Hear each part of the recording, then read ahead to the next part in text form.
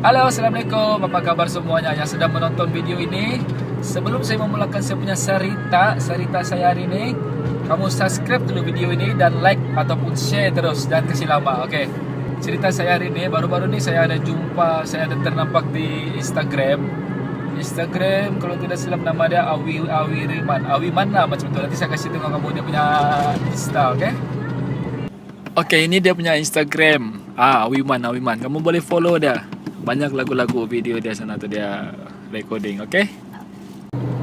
Oke, apa yang saya suka dia punya Insta ni, bukan saya suka dia punya muka lah, muka dia memang kacak juga. Cuma saya suka dia punya nyanyi tu, dia punya nyanyian tu, tarikan dia begini yo.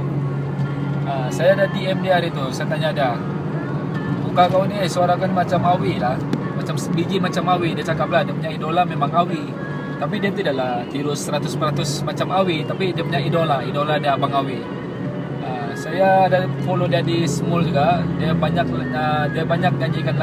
nyanyi lagu-lagu Awi lah. Memang dia suka Awi. Jadi hari ini kalau free ataupun besok saya mau cari dia. Saya sudah buat appointment sama dia. Tapi tengoklah, dia cakap ni hari dia sibuk. Kalau tidak ni hari besok lah saya akan ambil dia. Saya akan bawa dia dalam kereta ni. Saya akan interview dia dan suruh dia nyanyi. Nanti kamu dengar dia nyanyi, oke? Semoga kamu terhibur. Tak mungkin sembunyi kuasa,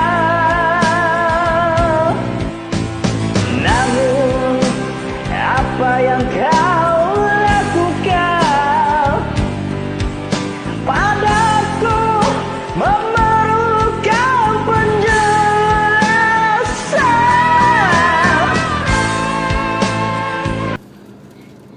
Oke, yang kamu nampak tadi itu adalah video lagu dia yang saya petik sikit ya. Kalau mau tengok banyak, nanti kamu follow lah dah.